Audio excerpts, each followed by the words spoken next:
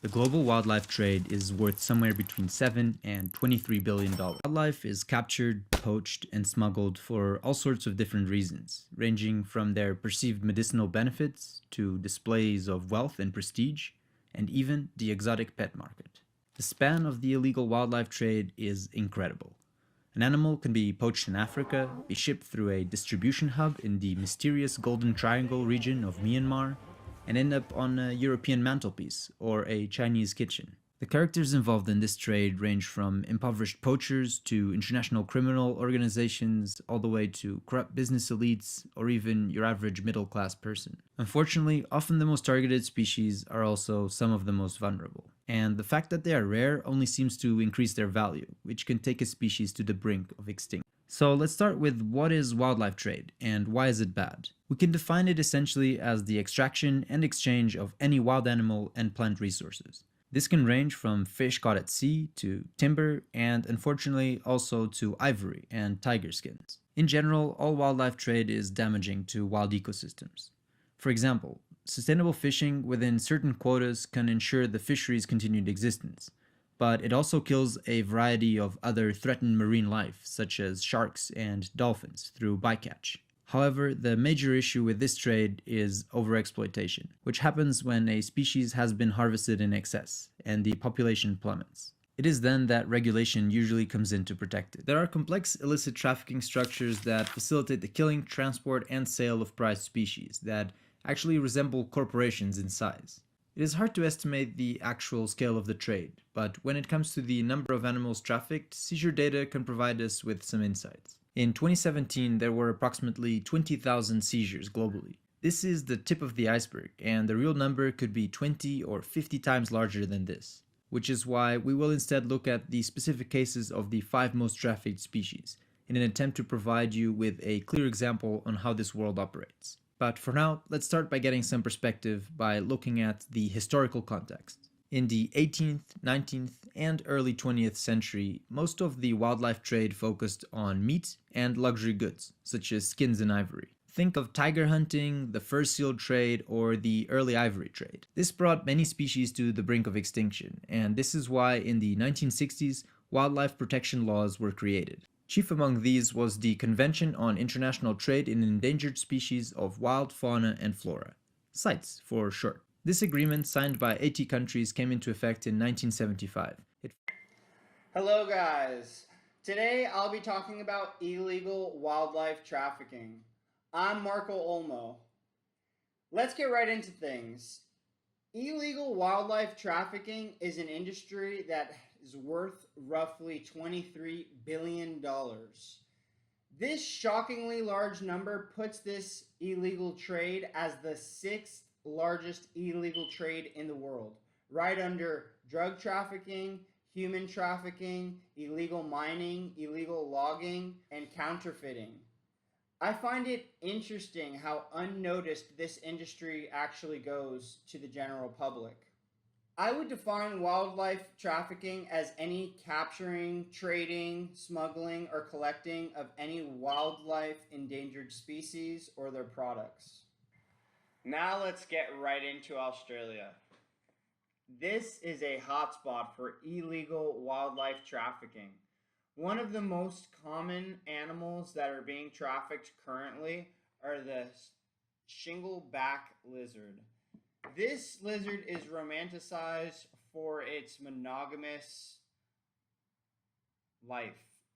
It's been discovered that once this lizard has bonded with the opposite sex, it stays monogamous and stays with that other lizard for the rest of its life. So this is extremely desired in pet owners. Pet owners really appreciate the loyalty of these shingleback lizards. Um, so much so that to purchase one of these shingleback lizards as a pair, it's 3 times as much as just purchasing a single lizard. So these lizards, when trafficked, are trafficked multiple lizards at a time, which makes this lizard at risk for being highly trafficked. Another animal on the list is an Australian palm cockatoo. They have been known to fetch up to $30,000. That is wild. This is a bird that belongs in the wild. It has beautiful colors. It's very noisy and vibrant and full of energy. And this makes this bird a very attractive bird to sell. Unfortunately, this bird is being targeted because it can also breed while in captivity. So, this bird is a hot commodity amongst illegal traffickers.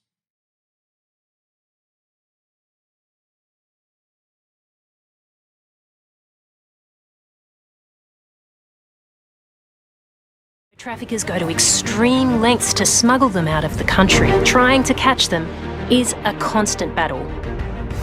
Hi everyone, I'm Yesenia Alonso, and today I'll be discussing further on wildlife trafficking and it happening in Australia. So, Australia's top 3 most trafficked animals are the native lizards like the shinglebacks, followed by their native snakes and birds. However, 90% of wildlife animals in 2019 that were trafficked were reptiles, and they still tend to be the most trafficked in Australia today. If you're anything like me, you're probably wondering why wildlife trafficking is a thing. Typically, what happens in wildlife trafficking or even exportation of animals is that they tend to pack them very tightly and with barely any room to spread themselves the way they should and to basically breathe or eat properly. Some of them, even when they are sent to their destination, they're malnourished and it's just very cruel. Who would want to do that?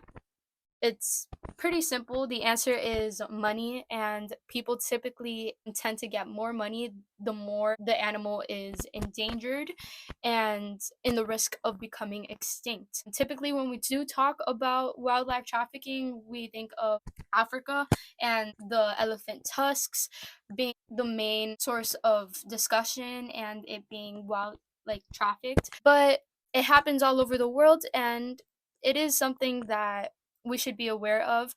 The United Nations did estimate illegal wildlife and forestry crime in East Asia and Pacific to be worth 30 billion annually. That's a lot of money. And that's with the restrictions that we currently have in place. So, what does this mean? It means that the balance of ecosystems and nature continues to be disrupted. Even with what we are currently doing with the restrictions that we have in place, it's not enough. What can we do to make it better? You might ask, Yesenia, what can we do to make it better? Pretty simple, just don't do it. I'm kidding. What we could do is take advantage of the technology that we already have and become so advanced with and make it better. Australia is a good example. So what we currently do in the part of Australia, even though I'm not Australian, is combining state-of-the-art 3D X-ray with a custom-built detection algorithm. Australia does seem to have a smart system in place that becomes more advanced with each time an animal is trafficked, making it easier to catch the crime and harder to bypass the system. This makes a perfect call to action that other countries should follow. Wildlife scientist Vanessa Perotta is teaching it how to identify trafficked animals. In this esky, I have a variety of deceased species. This is a species not native to Australia, a Californian king snake. We have some deceased blue-tongue lizards. All of these animals died during previous trafficking attempts. These specimens are key to the 3D X-ray trial. We're going to put them in here, into the luggage. Okay. I'm going to be taking these animals, scanning them, and then we're going to be training a computer to look for these in the future. This algorithm is learning how to spot lizards and snakes and all sorts of animals. So with this one push, I'm creating an AI memory. So see here, ready? It's going to go through the X-ray right now. We're going to see it right there. 3D, in my opinion, is awesome. Because 3D allows us to manipulate it in ways that we would have never thought possible. This gives a better chance of detecting animals hidden inside containers or obscured by solid objects. So Vanessa is teaching it what animals look like when they're X-rayed. It is comprised of different materials, which we're going to train the algorithm to look for. The meat is a different colour, and Essentially, this is a great starting point for the algorithm to go, okay, that's meat, and then compare it with a different density. With more data, we can create better algorithms. So, how much more effective is this huge big scanner compared to the smaller 2D ones? Compared to the 2D, it is 4 times more effective on the 3D. As wildlife smuggling evolves, this technology is also evolving with it. Our technology is going to be keeping up with what people are doing, and that's key for us to keep on top of this at the front line.